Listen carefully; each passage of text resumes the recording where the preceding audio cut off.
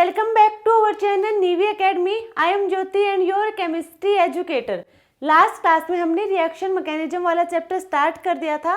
Reaction mechanism क्या है ये हमने डिस्कस किया था। साथ में हमने कहा था कि हम मेनली टू टाइप की रिएक्शन डिस्कस करेंगे, substitution reaction and elimination reaction. दोनों रिएक्शन इंपॉर्टेंट है, इन दोनों को हम यहाँ पे डिस्कस करेंगे। तो सब्स्टिट्यूशन रिएक्शन हमने स्टार्ट कर दी थी, उसकी डेफिनेशन के बारे में बात की थी। साथ में हमने बताया था कि substitution reaction, nucleophilic substitution reaction two type की होंगी, SN1 एंड SN2।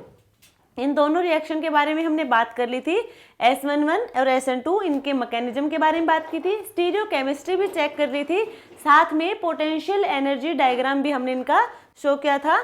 तो ये हमने डिस्कस किया था हमारी लास्ट क्लास में। अब हम बात करने वाले हैं आगे का प्रोसेस, यानी कि SN1 और SN2 किस रिएक्शन को फेवर करेंगे और किस रिएक्शन को डिसफेवर करेंगे, ये हम आज की क्लास में डिस्कस करेंगे। तो स्टार्ट करते हैं आज की क्लास।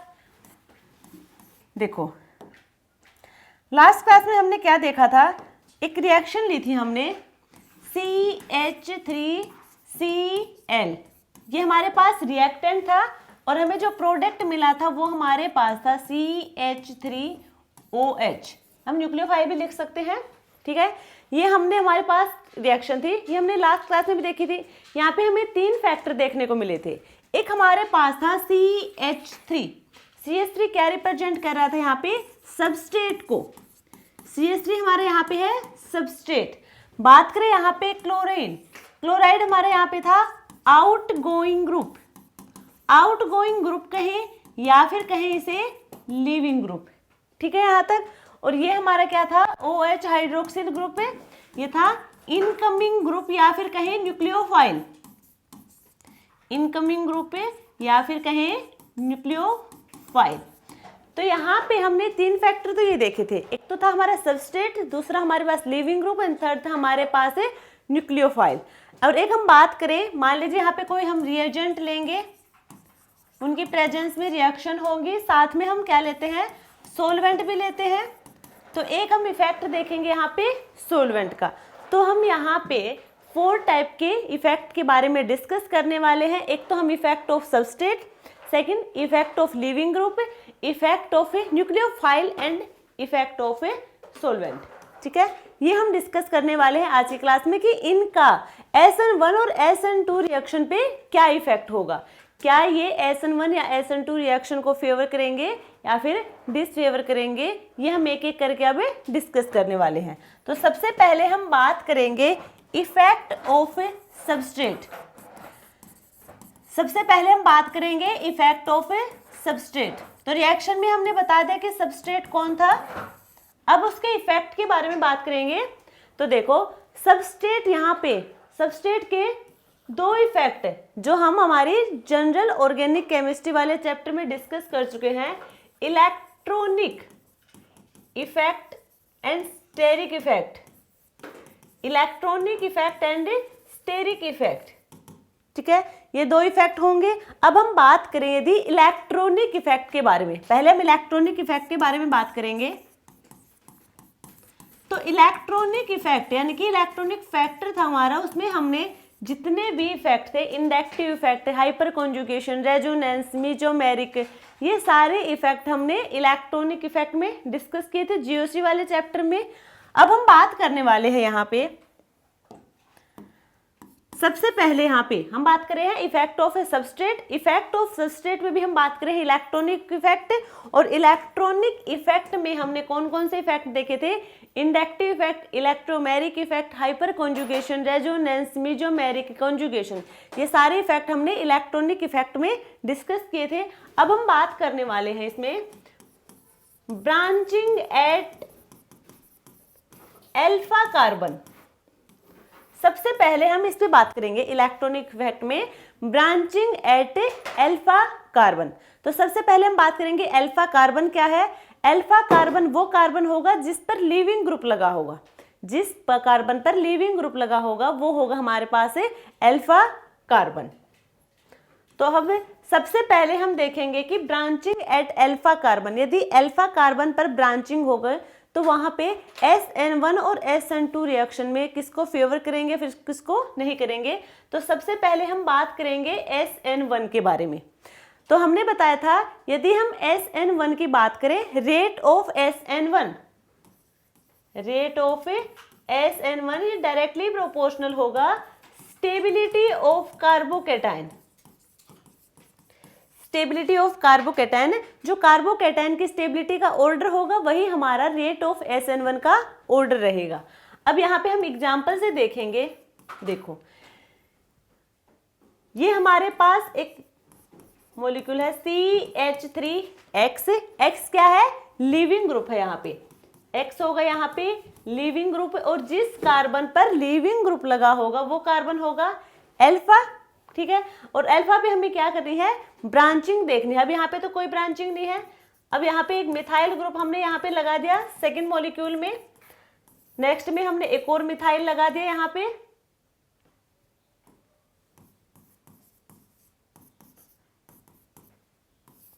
और लास्ट वाले में हमने यहाँ पे 3 मिथाइल ग्रुप लगाए हैं, और एक यहाँ पे है X यानी कि लीविंग ग्रुप है। ये हमारे पास मॉलिक्यूल है। अब यहाँ पे देखो हम बात कर रहे हैं SN1, और SN1 reaction 2 step mechanism show करेगा, यानी कि फर्स्ट स्टेप में हमें कार्बोकैटायन मिलेगा। तो यहाँ से बाहर जाएगा ये कार्बोकैटायन, यहाँ से बाहर कार्बोकैटायन, बाहर कार्बोकैटायन की फॉर्मेशन होगी यहाँ से बाहर, और ये कार्बोकैटायन जनरेट होगा। फर्स्ट स्टेप यही होगा। सेकेंड स्टेप में क्या होगा? न्यूक्लियोफाइल अटैक करेगा। तो सेकेंड स्टेप में न्यूक्लियोफाइल अटैक कर देगा। अब बात करनी हमें, क्या ये जो हमारा इफेक्ट है या फिर जो फैक्टर है, हम बात करें ब्रांचिंग एट अल्फा कार्बन पे इलेक्ट्रॉनिक फैक्टर के बारे में। इलेक्ट्रॉनिक फैक्टर में बहुत सारे इफेक्ट हैं, कोई भी यहाँ पे देख सकते हैं जो लगेगा वो। तो यहाँ पे देखो, यहाँ पे आप लोगों को जो ये कार्बोकैटायन है, कौन सा कार्बोकैटायन दिख रहा है? यहाँ पे 0। यहाँ अल्फा कार्बन यानी कि जो कार्बन है पॉजिटिव चार्ज है जिस पर, उस पर कोई और कार्बन नहीं लगा, तो कैसा है ये? 0 डिग्री। ये कौन सा होगा? 1 डिग्री, या फिर कहें प्राइमरी कार्बोकैटायन है, ये होगा सेकेंडरी कार्बोकैटायन, और ये होगा टर्सरी कार्बोकैटायन। तो रेट ऑफ SN1 यानी कि SN1 की जो रेट होगी वो डायरेक्टली प्रोपोर्शनल होगी स्टेबिलिटी ऑफ कार्बोकैटायन की। और स्टेबिलिटी ऑफ कार्बोकैटायन किसका ज्यादा होगा? टर्सरी सबसे ज्यादा stable, then secondary, then primary, and सबसे कम स्टेबल होगा हमारा 0 डिग्री। यही होगा हमारा। ठीक है, तो यहाँ पे हमने बात की है, ये सबसे पहले तो हमने बात की है स्टेबिलिटी ऑफ कार्बोकैटायन की। तो जो स्टेबिलिटी ऑफ कार्बोकैटायन का ऑर्डर होगा वही हमारा रेट ऑफ SN1 का होगा। तो यही ऑर्डर होगा SN1 का। तो यहाँ पे हमारे पास जो ब्रांचिंग एट अल्फा कार्बन होगी वो SN1 को क्या करेगा? फेवर करेगा, इस ऑर्डर में करेगा, यानी कि स्टेबिलिटी ऑफ कार्बोकैटायन के ऑर्डर में। जिधर स्टेबिलिटी ऑफ कार्बोकैटायन यानी कि जो कार्बोकैटायन सबसे ज्यादा स्टेबल, उसकी रेट भी SN1 की सबसे ज्यादा होगी। क्लियर यहाँ तक सबको? ये हमने SN1 की बात की है। अब हम बात करेंगे इसी में ब्रांचिंग एट अल्फा कार्बन में, हम बात करेंगे SN2 की। तो एक बात याद रखना, SN1 का हमने क्या बताया? वो डायरेक्टली प्रोपोर्शनल है स्टेबिलिटी ऑफ कार्बोकैटायन के। वैसे ही SN1 होगा वो डायरेक्टली प्रोपोर्शनल होगा इलेक्ट्रोफिलिसिटी ऑफ अल्फा कार्बन। ठीक है, जो अल्फा कार्बन पर जितनी ज्यादा इलेक्ट्रोफिलिसिटी हमें देखने को मिलेगी उतना ही ज्यादा क्या होगा? SN2 का रेट होगा। ये हमारे पास क्या है? मॉलिक्यूल, ये हमारे पास सेकंड मॉलिक्यूल है, ये थर्ड होगा,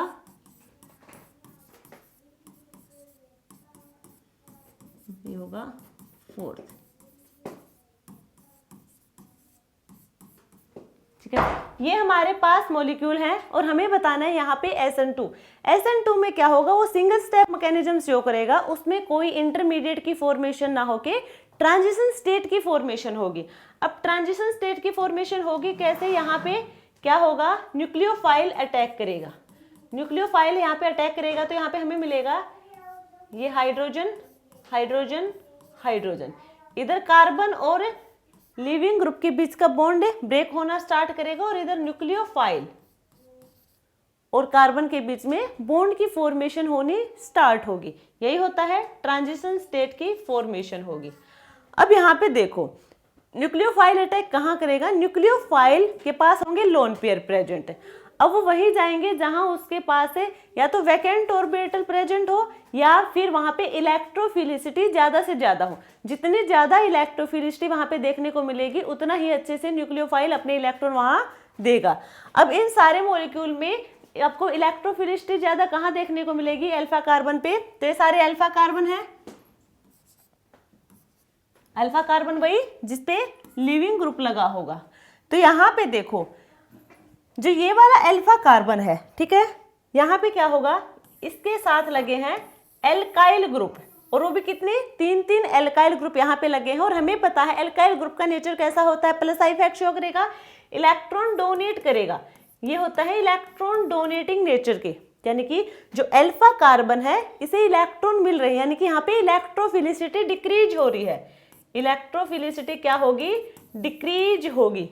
यहाँ पे भी डिक्रीज तो होगी क्योंकि यहाँ पे भी डोनेटिंग वाले ग्रुप तो लगे हैं, बट यहाँ पे 2 है, यहाँ पे कितने हैं, 3 है, यहाँ पे 1 ही है डोनेट करने वाला और यहाँ पे 1 भी नहीं है, यानी कि इस अल्फा कार्बन के ऊपर कोई भी इलेक्ट्रॉन डोनेटिंग ग्रुप नहीं लगा है, यानी कि ये यहाँ से ब्रेक करेगा तो इस पे क्या होगा, पार्शियल पॉजिटिव चार्ज आना स्टार्ट करेगा, इलेक्ट्रोफिलिसिटी जनरेट होगी और उसे डोनेट करने के लिए, ओवरकम करने के लिए यहाँ पे कोई डोनेटिंग ग्रुप भी नहीं लगा है, इसलिए सबसे ज्यादा इलेक्ट्रोफिलिसिटी यहीं पे देखने को मिलेगी, किसमें, 0 डिग्री में। और जहाँ पे इलेक्ट्रोफिलिसिटी ज्यादा वहीं पे रेट ऑफ SN2 ज्यादा। तो सबसे ज्यादा किसका, 0 का, देन 1, 2 एंड 3, ठीक है। ये ऑर्डर होगा हमारा इलेक्ट्रोफिलिसिटी का और यही ऑर्डर होगा रेट ऑफ SN2 का।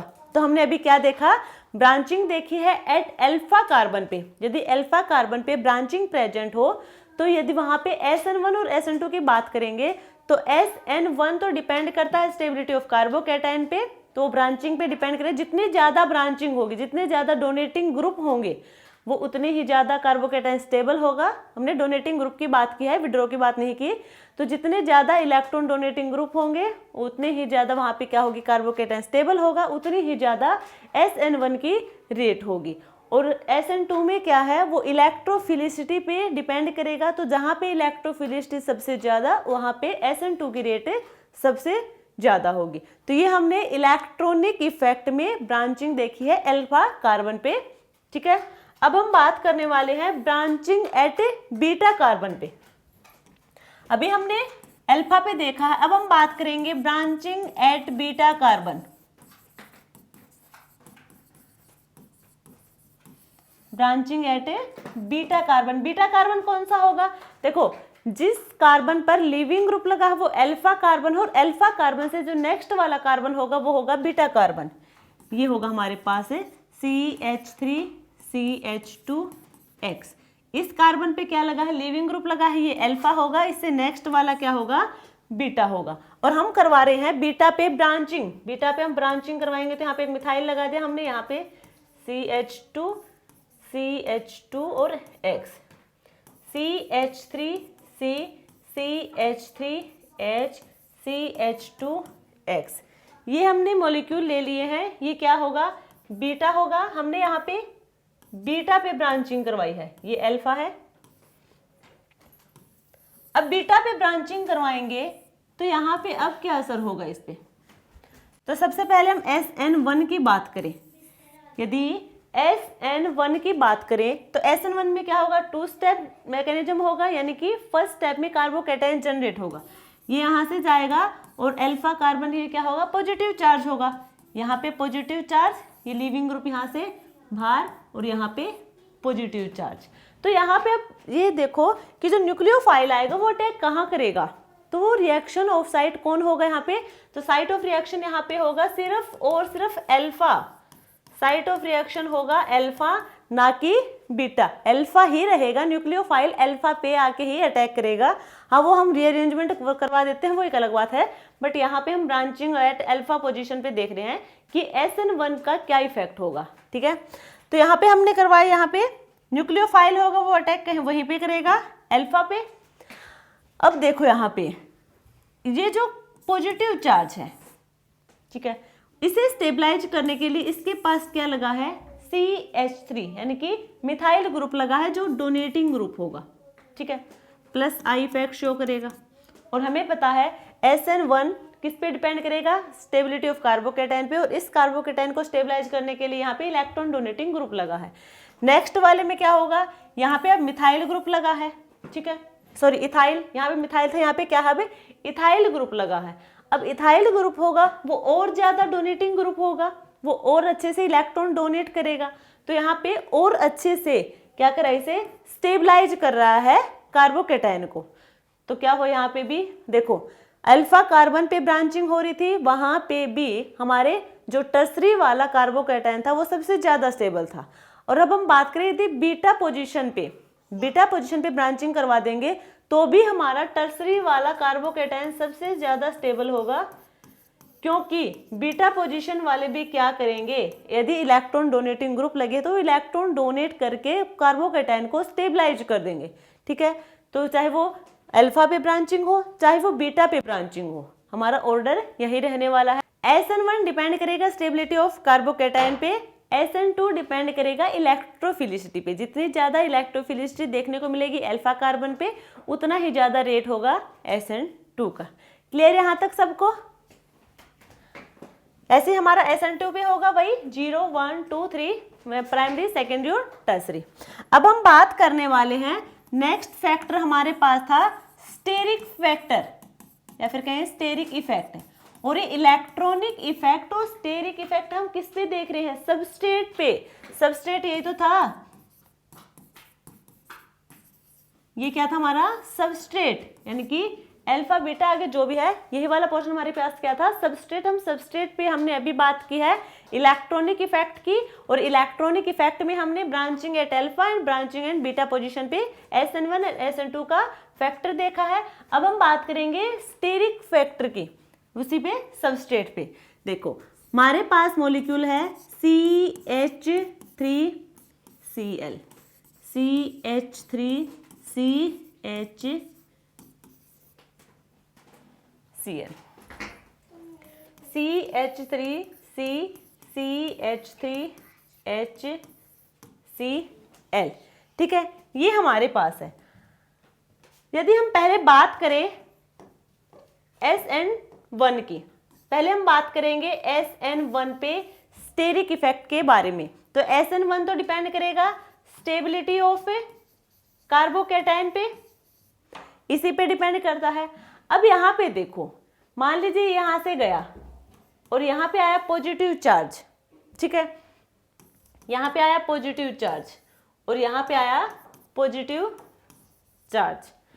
यहाँ पे जो पॉजिटिव चार्ज आया है तो अब न्यूक्लियोफाइल आएगा। अब न्यूक्लियोफाइल की दो पोजीशन हो सकती है, या तो वो अपवर्ड डायरेक्शन से आए या फिर वो डाउनवर्ड डायरेक्शन से आए, ठीक है, टॉप साइड से आए या फिर बॉटम साइड से अटैक करें, यही हमने बताया था। अब यहाँ पे देखो, यहाँ पे क्या होगा हमारे पास है, ये कार्बन पर देखो जहां पे ब्रांचिंग हो रहा है उस पर बाद में बात करेंगे, पहले ये देखो यहाँ पे क्या है, हाइड्रोजन है, क्या है, हाइड्रोजन। तो हमें पता है कि CH3Cl, अब हम बात करें हैं पूरे रिएक्टेंट की CH3Cl की, तो ये हम प्लेन पेपर पे रखेंगे। तो हमने क्या बताया था, इसे जैसे रिप्रेजेंट करने के लिए मान लीजिए प्लेन पे रखा, तो जो लीविंग ग्रुप होगा वो ऊपर होगा, बाकी तीनों ग्रुप हमारे किधर होंगे, प्लेन से नीचे होंगे, ठीक है, इस टाइप से होंगे। जैसे ही यहां से मान लीजिए ये है हमारे पास, ये प्लेन से नीचे होंगे, ये प्लेन से ऊपर होगा, ठीक है, यहां तक।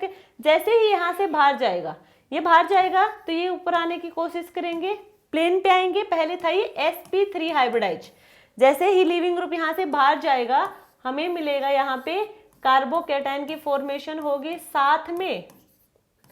साथ में यहाँ पे जो हाइब्रिडाइजेशन होगी वो sp2 होगी। sp2 कैसी होती है, प्लेनर, यानी कि ये प्लेन के ऊपर आ जाएंगे, थोड़ा थोड़ा करके सर के क्या करेंगे, खिसक के ऊपर की साइड आ जाएंगे, तो ये ऊपर आए। अब यहाँ पे देखो ये क्या है, हाइड्रोजन हाइड्रोजन हाइड्रोजन, और हाइड्रोजन का साइज क्या होगा, स्मॉल होगा, ठीक है। और वैसे भी चाहे यहाँ पे हाइड्रोजन की जगह मिथाइल ग्रुप लगा हो, मान लीजिए मिथाइल ग्रुप लगा है, तो अब ये सारे के सारे प्लेन में आ गए। अब ये सारे के सारे किस में आ गए?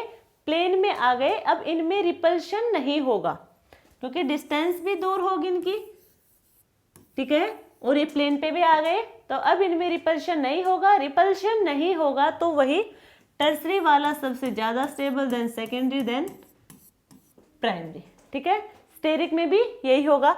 अब हम बात करेंगे SN2 की। SN2 की, SN2 में क्या होगा? वही ये हमारे पास कार्बन है, ये क्लोरीन है, हाइड्रोजन है, हाइड्रोजन है और हाइड्रोजन है, और इधर से न्यूक्लियोफाइल भी आ गया। ये बॉन्ड ब्रेक होना स्टार्ट करेगा, इधर से न्यूक्लियोफाइल भी है। अब यहाँ पे न्यूक्लियोफाइल है, ठीक है। जैसे ही इस कार्बन पे है ब्रांचिंग है, मान लीजिए यहाँ पे बल्कि ग्रुप लगे हैं, ठीक है, बल्कि ग्रुप लगे होंगे, देन हमें मिलेगा ये। अब यहाँ पे हाइड्रोजन है, हाइड्रोजन का साइज क्या होगा? स्मॉल साइज होगा, और क्लोरीन का साइज तो वैसे बड़ा है। ये लिविंग ग्रुप है, इसका साइज बाद में मैटर करेगा क्योंकि ये तो दोनों में सेम साइज का लिया हमने, ठीक है। लिविंग ग्रुप तो सेम साइज का, हम बात करेंगे जो डिफरेंट है उसकी। तो फिर हाइड्रोजन क्या है? स्मॉल साइज का है, और जैसे ही इस CH3 को हम ओपन करके लिखेंगे तो हमें मिलेगा, यही मिलेगा, ठीक है। तो ये क्या हो गया? बल्कि ग्रुप है, बल्कि ग्रुप है। तो यहाँ पे जो क्लोरीन और मिथाइल ग्रुप में जो इलेक्ट्रॉन होंगे उनके बीच में क्या होगा? रिपल्शन होगा। यहाँ पे क्या होगा? रिपल्शन होगा, और रिपल्शन होगा तो एनर्जी क्या होगी? ज्यादा रिलीज होगी। एनर्जी ज्यादा होगी तो स्टेबिलिटी क्या होगी? डिक्रीज होगी। तो इसकी स्टेबिलिटी डिक्रीज होगी इसके कंपैरिजन में। क्लियर है? क्या होगी? इसकी स्टेबिलिटी डिक्रीज हो जाएगी क्योंकि इसमें लोन पेयर या फिर कहें इंटर इलेक्ट्रॉनिक रिपल्शन क्रिएट होगा इनके बल्कि ग्रुप की वजह से। ये क्या है? बल्कि ग्रुप है। हाइड्रोजन क्या होगा? स्मॉल साइज का होगा, तो इनमें इतना इलेक्ट्रॉन रिपल्शन नहीं होगा। यहाँ पे रिपल्शन होगा, रिपल्शन होगा तो एनर्जी ज्यादा लगेगी, एनर्जी ज्यादा लगेगी तो स्टेबिलिटी कम हो जाएगी। ये हम बात की है SN2 में स्टेरिक इफेक्ट के बारे में। तो यहाँ पे स्टेरिक हिंड्रेंस देखने को मिलेगा, स्टेरिक हिंड्रेंस। अभी हमने बात की है यहाँ पे इलेक्ट्रॉनिक इफेक्ट में, हमने SN1 और SN2 किस पे बात की है? ब्रांचिंग पे बात की है, ब्रांचिंग अल्फा और ब्रांचिंग किस पे? बीटा पे। साथ में हमने बात की है स्टेरिक इफेक्ट के बारे में, इलेक्ट्रॉनिक स्टेरिक दोनों हो गए। अब हम बात करेंगे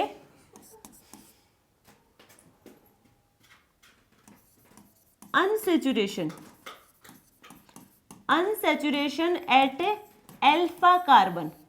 अल्फा कार्बन पे अनसैचुरेशन देखेंगे। अनसैचुरेशन का मतलब होता है कि वहां पे कार्बन और कार्बन के बीच में या तो डबल बॉन्ड होगा या ट्रिपल बॉन्ड होगा, ठीक है। यानी कि कार्बन और कार्बन के बीच में मल्टीपल बॉन्ड आपको देखने को मिलेगा, चाहे वो डबल हो चाहे वो ट्रिपल बॉन्ड हो। वो होता है हमारा अनसैचुरेशन, और किस पे? अल्फा पे। तो अब यहाँ पे देखेंगे हम vinylic and allylic, vinylic and allylic. Vinylic होगा कार्बन डबल बॉन्ड कार्बन, इधर CH2H, ठीक है। और एराइलिक होगा, ये हमारे पास एराइलिक है, ठीक है, ये हमारे पास है। तो सबसे पहले हम बात करेंगे SN1 की। SN1 की बात करेंगे हम सबसे पहले। SN1 में क्या होगा? SN1 में 2 स्टेप मैकेनिज्म होगा। तो फर्स्ट स्टेप में हमारा कार्बोकैटायन की फॉर्मेशन होगी, तो ये यहाँ से बाहर और ये यहाँ से बाहर लिविंग ग्रुप हमें मिलेगा CH2 डबल बॉन्ड CH, यहाँ पे पॉजिटिव चार्ज यानी कि कार्बोकैटायन की फॉर्मेशन हुई, और इधर भी क्या होगा? कार्बोकैटायन की फॉर्मेशन देखने को मिलेगी। नेक्स्ट स्टेप में हमारा न्यूक्लियोफाइल अटैक करेगा। क्लियर यहाँ तक सबको? अब यहाँ पे एक चीज देखो, हमने क्या दिख रहा है यहाँ पे दोनों में? विनाइलिक और एराइलिक। डबल बॉन्डेड कार्बन है, उसके ऊपर ही पॉजिटिव चार्ज है, और ये हमने हमारा GOC वाला चैप्टर है वहां पे अच्छे से डिटेल में डिस्कस किया था कि डबल बॉन्डेड कार्बन होगा और यदि उस पर पॉजिटिव चार्ज है तो वो हाईली अनस्टेबल होंगे। तो ये दोनों कैसे होंगे? अनस्टेबल होंगे। ये अनस्टेबल होंगे, अनस्टेबल होंगे तो SN1 को ये फेवर नहीं करेगा। जो हमारा अनसेचुरेशन है अल्फा कार्बन पे, या फिर हम कहें विनाइलिक और एराइलिक, ये SN1 और SN1 की बात की अभी तक, SN1 को फेवर नहीं करेंगे। ठीक है, यहाँ तक SN1 को फेवर नहीं करेंगे।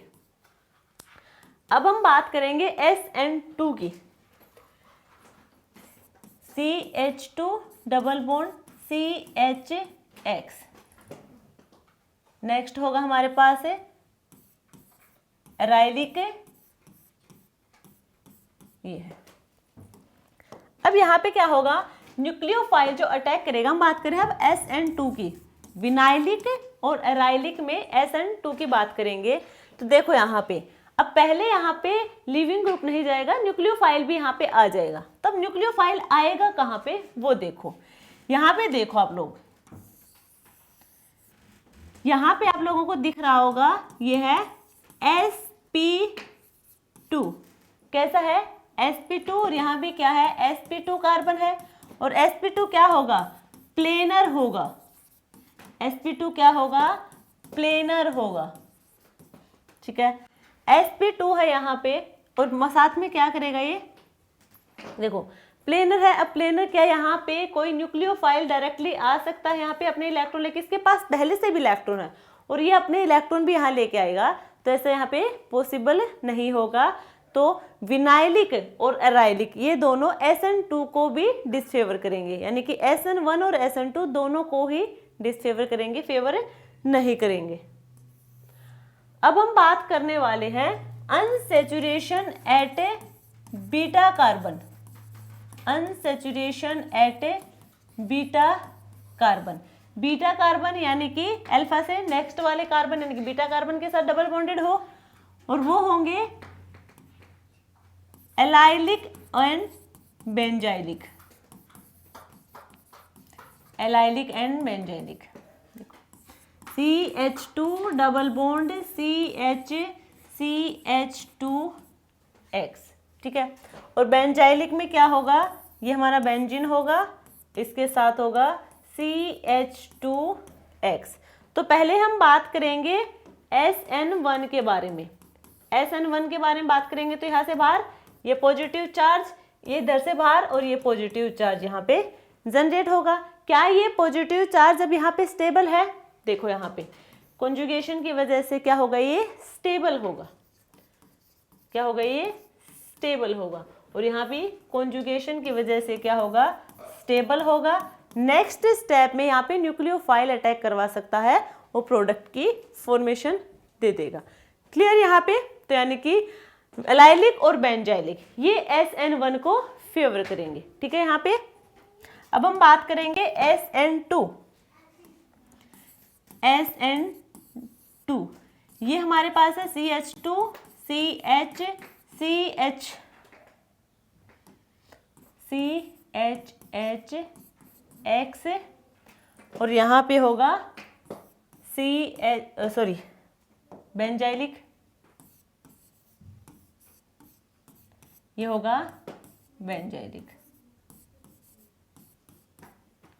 यहाँ पे देखो, अब यहाँ पे क्या SN2 फेवर करेगा इन दोनों में, एलाइलिक और बेंजाइलिक में। बेंजाइन में देखो क्या होगा, SN2 होगा मेनली डिपेंड किस पे करता है, इलेक्ट्रोफिलिसिटी पे डिपेंड करेगा। तो यहाँ पे मान लीजिए न्यूक्लियोफाइल अटैक करेगा, तो इस कार्बन पे, जिस कार्बन पर लिविंग ग्रुप लगा यानी कि अल्फा कार्बन पे क्या होना चाहिए, ज्यादा से ज्यादा इलेक्ट्रोफिलिसिटी होनी चाहिए। तो क्या यहाँ पे इलेक्ट्रोफिलिसिटी दिखेगी, तो यहाँ पे क्या है, जो ये हमारा एलाइलिक हमारे या कहें कार्बन डबल बॉन्ड कार्बन है, ये sp2 हाइब्रिडाइजेशन शो करेंगे, और इधर ये भी कैसा कार्बन होगा, sp2 होगा। और sp2 कौन सा इफेक्ट शो करता है, -I इफेक्ट शो करेगा। और -I का मतलब क्या होता है, इलेक्ट्रॉन को विड्रॉ करना। इसका मतलब electron withdrawing group, electron withdraw करना, ये अपनी तरफ इलेक्ट्रॉन विड्रॉ करेंगे, तो इस कार्बन पर क्या होगी, इलेक्ट्रोफिलिसिटी जनरेट होगी। और इलेक्ट्रोफिलिसिटी जितनी ज्यादा यहाँ पे जनरेट होगी, उतना ही SN2 की रेट ज्यादा होगी। क्लियर यहाँ पे सबको। तो यहाँ पे और यहाँ पे भी यही सेम एज इट इज, यहाँ पे भी क्या होगा, SN2 है, -I इफेक्ट शो करेगा, इलेक्ट्रॉन विड्रॉइंग ग्रुप होगा, इलेक्ट्रॉन विड्रॉ करेगा। इलेक्ट्रॉन विड्रॉ करेगा तो अल्फा कार्बन पर इलेक्ट्रोफिलिसिटी इंक्रीज होगी और SN2 का रेट इलेक्ट्रोफिलिसिटी के डायरेक्टली प्रोपोर्शनल होगा, इसलिए यहाँ पे SN2 भी पॉसिबल है। यानी कि एलाइलिक और बेंजाइलिक में दोनों ही रिएक्शन पॉसिबल होंगी, SN1 भी पॉसिबल और SN2 भी। फिनाइलिक और एराइलिक में ना तो SN1 पॉसिबल है ना ही SN2 पॉसिबल है। क्लियर है ये वाले पॉइंट आप लोगों को? अब हम बात करने वाले हैं next alpha substitution. Alpha substitution, alpha substitution में क्या होगा? देखो अल्फा वही, अल्फा कार्बन वही होगा जिस कार्बन पर लीविंग ग्रुप लगा हो। जैसे ये कार्बन है, इस पे लगा है लीविंग ग्रुप। इस अल्फा कार्बन पर कोई ग्रुप लगा है, मान लीजिए या तो लगा है यहाँ पे इलेक्ट्रॉन रिलीजिंग ग्रुप या फिर लगेगा यहाँ पे इलेक्ट्रॉन विड्रॉइंग ग्रुप। ठीक है, इस अल्फा कार्बन पर कोई ग्रुप लगा है और उस ग्रुप पे डिपेंड करेंगी हमारी रिएक्शन। तो सबसे पहले SN1 की बात करेंगी। SN1 किस पे डिपेंड करेगा वो देखो, इलेक्ट्रॉन रिलीजिंग ग्रुप। मान लीजिए ये 2 स्टेप रिएक्शन होगी तो यहाँ से बाहर जाएगा लीविंग ग्रुप, यहाँ पे पॉजिटिव चार्ज जनरेट होगा, ये भी यहाँ से बाहर जाएगा और यहाँ पे पॉजिटिव चार्ज जनरेट होगा। फर्स्ट स्टेप में यही होगा। अब यहाँ पे पॉजिटिव चार्ज को स्टेबलाइज कौन कर रहा है? तो इलेक्ट्रॉन रिलीजिंग ग्रुप जो क्या करेंगे, इलेक्ट्रॉन डोनेट करेगा। तो यहाँ पे कार्बन पर पॉजिटिव चार्ज था, इसे स्टेबलाइज करने के लिए यहाँ पे हमें इलेक्ट्रॉन डेंसिटी क्या करवा दी, इलेक्ट्रॉन डेंसिटी इंक्रीज करवा दी डोनेटिंग ग्रुप की हेल्प से। तो क्या हो जाएगा, ये जो पॉजिटिव चार्ज होगा कार्बोकैटायन होगा वो स्टेबलाइज होगा। यदि बात करें इलेक्ट्रॉन विड्रॉइंग की, विड्रॉ वाले का काम होता है इलेक्ट्रॉन खुद के साइड खींचना। तो कार्बन पर पहले से ही पॉजिटिव चार्ज है और इलेक्ट्रॉन विड्रॉइंग ग्रुप उससे और इलेक्ट्रॉन ले रहा है, यानी कि क्या कर रहा है इसे, क्या इसकी जो कार्बन पर इलेक्ट्रॉन डेंसिटी थी जितनी भी थी उसको और कम कर रहा है। तो क्या हो जाएगा यहाँ पे, तो इलेक्ट्रॉन रिलीजिंग वाला होगा वो डायरेक्टली प्रोपोर्शनल होगा SN1 के और ये होगा SN2 के। SN2 के क्यों होगा वो यहीं पे देख लो, क्योंकि SN2 डिपेंड करता है इलेक्ट्रोफिलिसिटी पे और इलेक्ट्रॉन विड्रॉइंग ग्रुप क्या कर रहे हैं, कार्बन पर इलेक्ट्रोफिलिसिटी को ही इंक्रीज कर रहे हैं। तो हम कह सकते हैं कि SN1 होगी जो रिएक्शन वो डिपेंड करेगी हमारे इलेक्ट्रॉन रिलीजिंग ग्रुप पे और SN2 होगा वो डिपेंड करेगी इलेक्ट्रॉन विड्रॉइंग ग्रुप की। क्लियर यहां तक सबको? अभी तक हमने बात की है इफेक्ट ऑफ ए सबस्ट्रेट। अब हम बात करेंगे effect of A leaving group. Effect of A leaving group. Leaving group का इफेक्ट क्या रहने वाला है वो देखो, ये हमारे पास है मॉलिक्यूल, ठीक है, या फिर हम लिख दे डायरेक्टली RH। तो यहाँ पे X होगा वो हमारा क्या होगा, लीविंग ग्रुप होगा, यानी कि यहाँ से बाहर जाएगा R positive plus X negative. तो ये लीविंग ग्रुप है। अब लीविंग ग्रुप का इफेक्ट क्या है, इसका मतलब क्या है कि एक बार लीविंग ग्रुप यानी कि गुड लीविंग ग्रुप होना चाहिए और गुड लीविंग ग्रुप का मतलब होगा एक बार बॉन्ड तोड़ दिया तो वापस से बॉन्ड की फॉर्मेशन ना करे। यदि ये लीविंग ग्रुप है यानी कि ये जो न्यूक्लियोफाइल बाहर गया है, लीविंग ग्रुप भी तो एक न्यूक्लियोफाइल की तरह है, जैसे ही ये बाहर जाएगा तो ये स्टेबल होना चाहिए। कैसा होना चाहिए, ये स्टेबल होना चाहिए। यदि ये स्टेबल नहीं है, यदि ये स्टेबल नहीं है नेगेटिव चार्ज के साथ है तो वापस से क्या करेगा, बैकवर्ड रिएक्शन करेगा, R+ के साथ रिएक्ट करेगा फिर से और वापस से हमें RX की फॉर्मेशन देगा। तो ये क्या हो जाएगा, बैड लिविंग ग्रुप हो जाएगा। गुड लिविंग ग्रुप तभी होगा जब ये क्या होगा, स्टेबल होगा। एक बार बॉन्ड तोड़ दिया तो वापस से बॉन्ड की फॉर्मेशन नहीं करेगा या फिर कहे बैकवर्ड रिएक्शन शो नहीं करेगा। तो ये होगा इफेक्ट हमारा लिविंग ग्रुप का। या फिर हम कहें जैसे कि हमारे पास है AH, A negative plus H positive, ठीक है। H पॉजिटिव यानी कि यहाँ पे हमें क्या पता चले, प्रोटॉन बाहर गया है। एसिडिक मॉलिक्यूल कब होता है, जब उसका प्रोटॉन वहां से चला जाए, वापस से रिएक्शन करके बैकवर्ड डायरेक्शन की रिएक्शन शो ना करे। तो यहाँ पे जो A नेगेटिव है ये क्या था, एसिड है। एसिड से हमें क्या मिलेगा, कॉन्जुगेट बेस, और कॉन्जुगेट बेस भी कैसा, weak conjugate base. Weak conjugate base होगा तभी उसका स्ट्रॉन्ग एसिड होगा, और वीक कॉन्जुगेट बेस कब होगा, जब क्या होगा, स्टेबल होगा। ये स्टेबल होना चाहिए, ये हमारा जो स्टेबल होगा, या तो यहाँ पे कोई ग्रुप ऐसा लगा हो इलेक्ट्रॉन रिलीजिंग और विड्रॉइंग में से जो इस नेगेटिव चार्ज को स्टेबलाइज करे, या फिर वहाँ पे कोई एरोमेटिक कैरेक्टर शो होता हो, यानी कि ये स्टेबल होना चाहिए। कॉन्जुगेट बेस ये जितना स्टेबल होगा उतना ही हमारे लिए एसिडिक ज़्यादा स्ट्रॉन्ग होगा। सिमिलर हमारा यहाँ पे है कि यहाँ पे जो लिविंग ग्रुप जितना अच्छा होगा, गुड लिविंग ग्रुप है, उतना ही हमारे लिए स्टेबल हो जाएगा, और यहाँ पे क्या जनरेट करेगा, R पॉजिटिव। और ये हम जो R पॉजिटिव है यानी कि कार्बोकैटायन का तो हम यूज करते हैं SN1 में, और डायरेक्टली हम जो रिएक्शन करवाते हैं इलेक्ट्रोफिलिसिटी चेक करते हैं वो चेक करते हैं SN2 रिएक्शन में। क्लियर यहाँ तक है हमारा। नेक्स्ट हम बात करने वाले हैं third, effect of nucleophile. Effect of nucleophile. अब न्यूक्लियोफाइल का क्या इफेक्ट होगा, तो हमें क्या किया था, ये हमारे पास मॉलिक्यूल है, ठीक है, और ये होगा न्यूक्लियोफाइल। ये न्यूक्लियोफाइल अटैक कहाँ करेगा, न्यूक्लियोफाइल अटैक करेगा यहाँ पे, मान लीजिए SN1 की बात करें तो यहाँ पे कार्बोकैटायन जनरेट हो जाएगा, ठीक है, वहाँ पे न्यूक्लियोफाइल अटैक कर देगा और हमें मिल जाएगा प्रोडक्ट ये। तो एक अच्छा न्यूक्लियोफाइल होना चाहिए, क्या होना चाहिए, गुड न्यूक्लियोफाइल होना चाहिए, जो यहाँ पे अपने इलेक्ट्रॉन डोनेट करके यहाँ पे क्या कर सके, बॉन्ड की फॉर्मेशन बना सके। तो न्यूक्लियोफाइल कैसा होना चाहिए, गुड न्यूक्लियोफाइल होना चाहिए। क्लियर यहाँ तक सबको। नेक्स्ट होगा हमारे पास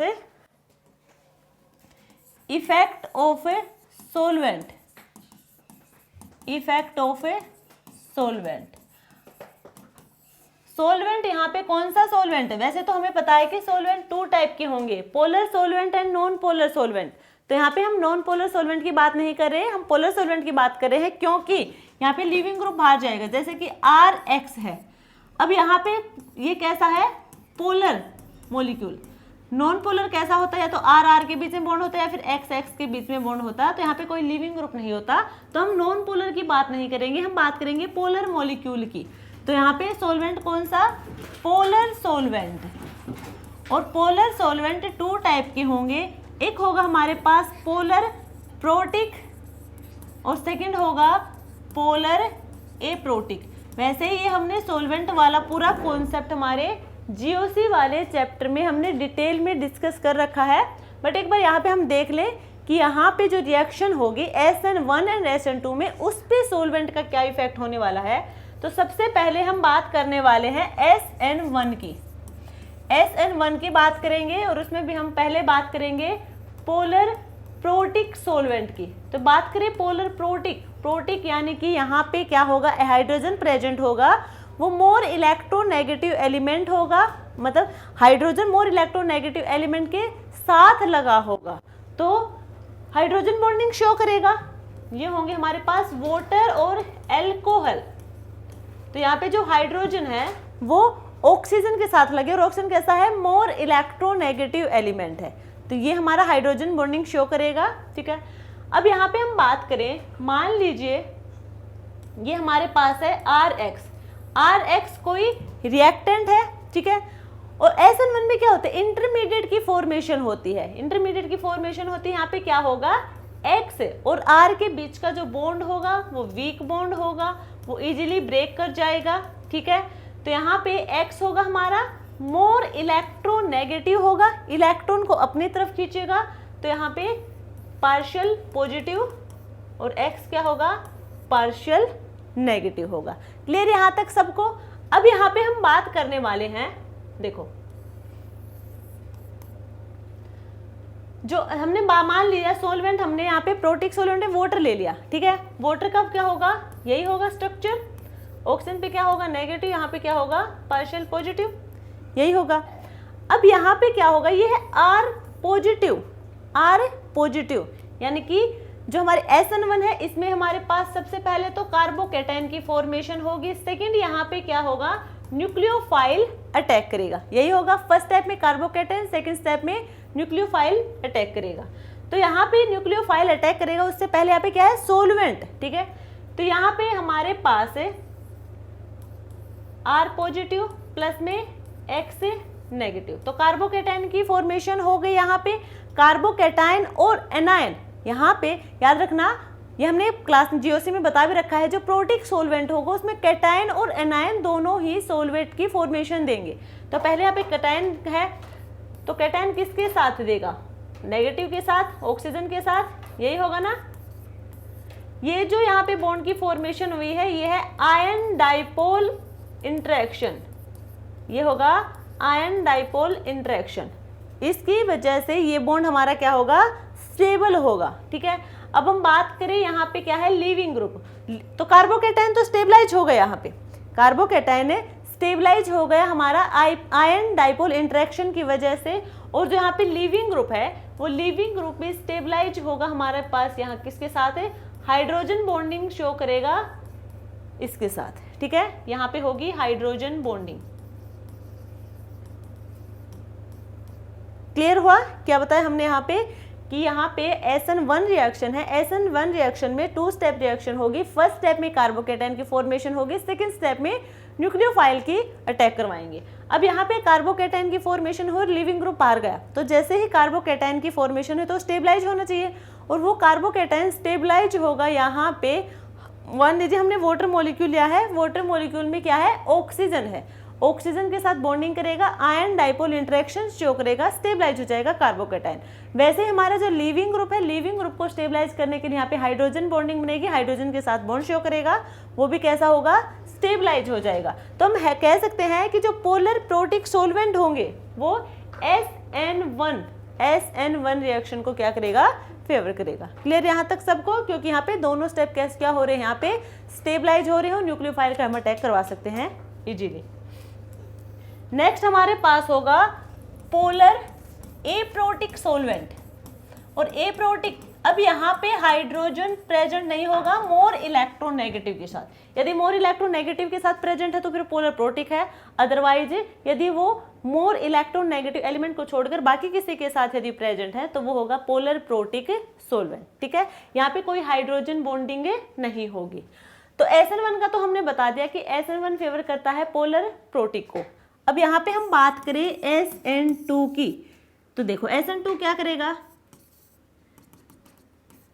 X नेगेटिव पॉजिटिव, ठीक है। न्यूक्लियोफाइल साथ ही यहाँ पे आएगा, ठीक है। यहाँ पे बॉन्ड ब्रेक भी तभी होगा और यहाँ पे बॉन्ड फॉर्मेशन भी तभी होगी, एक ही टाइम पे दोनों काम हो रहे होंगे।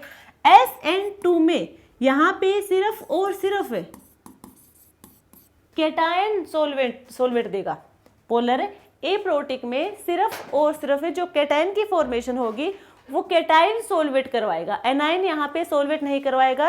यदि इसकी डिटेल में आपको डिस्कशन चाहिए या फिर डिटेल में आपको पढ़ना है तो आप जीओसी वाला चैप्टर जाके देख सकते हैं, वहां पे इसको डिटेल में बताया गया है। यहाँ पे हमारे पास क्या होगा, ये है कैटायन की फॉर्मेशन होगी और ये क्या करेगा, यहाँ पे हमारे पास जो भी होगा, जो हमारे पास पोलर एप्रोटिक सोलवेंट होगा वो कैटायन के साथ बॉन्ड की फॉर्मेशन दिखा देगा और कैटायन को क्या करेगा, स्टेबलाइज करवाएगा, ठीक है यहाँ पे सबको।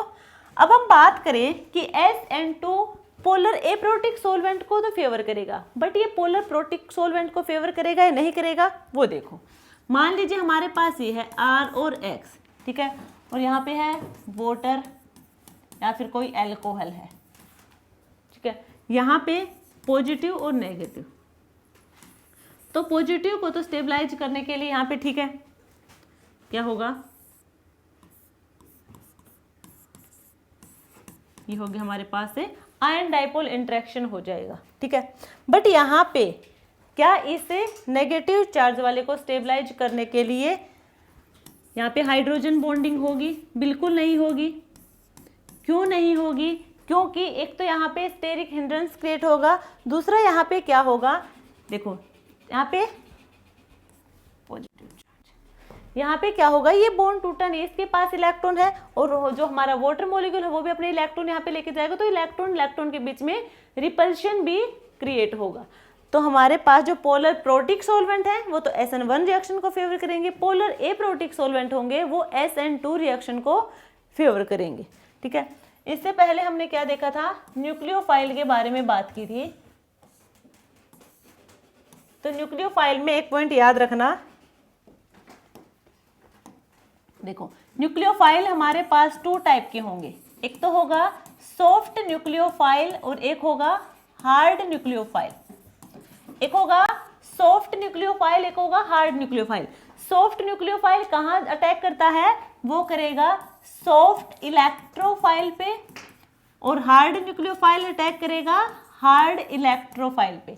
तो हार्ड इलेक्ट्रोफाइल और सॉफ्ट इलेक्ट्रोफाइल, सॉफ्ट न्यूक्लियोफाइल और हार्ड न्यूक्लियोफाइल, ये भी हमने हमारे जीओसी वाले चैप्टर में डिस्कस कर रखा है कंप्लीटली डिटेल में। यहाँ पे सिर्फ इतना याद रखना, यदि R और X, यहाँ पे क्या होगा, यहाँ पार्शियल पॉजिटिव पार्शियल नेगेटिव, क्योंकि पोलर बॉन्ड है तो एक हमारा इलेक्ट्रोनेगेटिव ज्यादा होगा एक कम होगा, तो जो ज्यादा होगा उस पर नेगेटिव चार्ज, कम होगा उस पर पॉजिटिव चार्ज।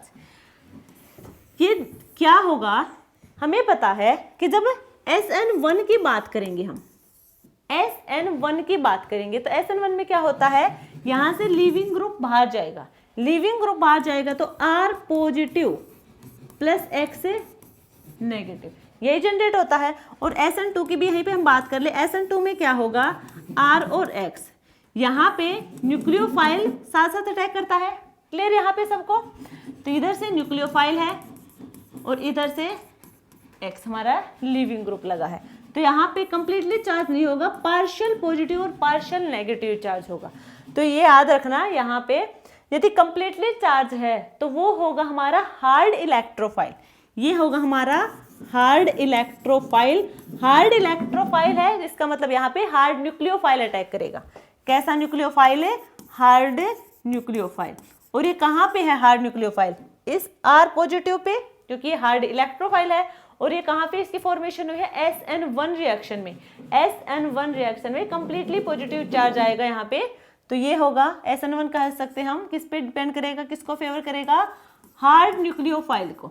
ठीक है, और SN2 यहाँ पे क्या है, partial positive partial negative, partial charge है, इसका मतलब क्या है, ये सॉफ्ट इलेक्ट्रोफाइल। और सॉफ्ट इलेक्ट्रोफाइल पे कौन अटैक करेगा, सॉफ्ट न्यूक्लियोफाइल अटैक करेगा। और सॉफ्ट न्यूक्लियोफाइल कहाँ पे है, SN2 में। तो SN2 किस पे डिपेंड करेगा, सॉफ्ट न्यूक्लियोफाइल को फेवर करेगा। ठीक है, सॉफ्ट न्यूक्लियोफाइल फेवर करेगा SN2 को, हार्ड न्यूक्लियोफाइल फेवर करेगा SN1 रिएक्शन को। क्लियर है सारे के सारे पॉइंट है। ये हमने बात की यहाँ पे effect of substrate, effect of leaving group, effect of nucleophile and effect of solvent, यानी कि इन चारों के इफेक्ट से, यानी SN1 और SN1 कौन किसको फेवर करेगा, कौन से रिएक्शन को फेवर करेगा, ये हमने बता दिया इन पे। यदि आपको डायरेक्टली याद नहीं भी रहते कि कौन SN1 को फेवर कर रहा है, कौन सा हमारा SN2 को फेवर कर रहा है, तो आपको सिर्फ कॉन्सेप्ट याद होने चाहिए, आप खुद से देख लेंगे रिएक्शन में। जैसे कि हमने बात की थी अल्फा कार्बन पर ब्रांचिंग हो, तो हमने बताया कि SN1 है, यदि SN1 की बात आएगी तो हमें पता है कि SN1 में इंटरमीडिएट की फॉर्मेशन होगी, कार्बोकैटायन की फॉर्मेशन होगी, और कार्बोकैटायन की जो स्टेबिलिटी होगी वही हमारे रेट ऑफ SN1 की स्टेबिलिटी होगी। तो हमें कार्बोकैटायन की स्टेबिलिटी निकालनी आती है तो हम रेट ऑफ SN1 बता देंगे। रेट ऑफ SN2 कैसे बताएंगे, रेट ऑफ SN2 बताएंगे हम कि कार्बन पर, यानी कि अल्फा कार्बन पर जितनी ज़्यादा इलेक्ट्रोफिलिसिटी उतना ही ज़्यादा रेट ऑफ SN2 होगा हमारा, ये हमने बताया था। सिमिलर हमारा ब्रांचिंग एट बीटा कार्बन पे था। स्टेरिक में हमने क्या बताया, यदि वहाँ पे रिपल्शन हो रहा है, रिपल्शन होगा तो इलेक्ट्रॉन रिलीज होंगे, एनर्जी ज़्यादा होगी, एनर्जी ज़्यादा होगी तो वहाँ पे स्टेबिलिटी कम हो जाएगी, ये हमने बताया था। उसके बाद हमने न्यूक्लियोफाइल के बारे में बता दिया कि न्यूक्लियोफाइल का क्या इफेक्ट रहने वाला है SN1 में SN2।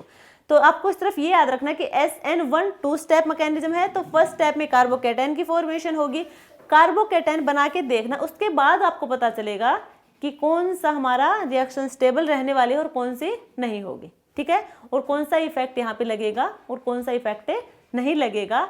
आपको वो जो मॉलिक्यूल गिवन हो, जो रिएक्शन गिवन हो, तो आपको उसमें ये SN1 और SN2 पहले उस रिएक्शन पे अप्लाई करने हैं, उसके बाद आपको इफेक्ट देखना है कि कौन सा इफेक्ट यहाँ पे फेवर कर रहा है। क्लियर यहाँ तक है? तो ये हमारी थी आज की क्लास है। नेक्स्ट क्लास में हम SNI यानी कि इन्वर्जन न्यूक्लियोफिलिक सब्स्टिट्यूशन रिएक्शन के बारे में बात करेंगे, या फिर हम एलिमिनेशन रिएक्शन स्टार्ट कर देंगे यदि टाइम मिला तो, अदरवाइज नेक्स्ट क्लास में स्टार्ट करेंगे। तो यदि आपको क्लास अच्छी लगे तो लाइक शेयर एंड सब्सक्राइब करना। मिलते हैं कल एक नई क्लास के लिए, तब तक के लिए थैंक यू।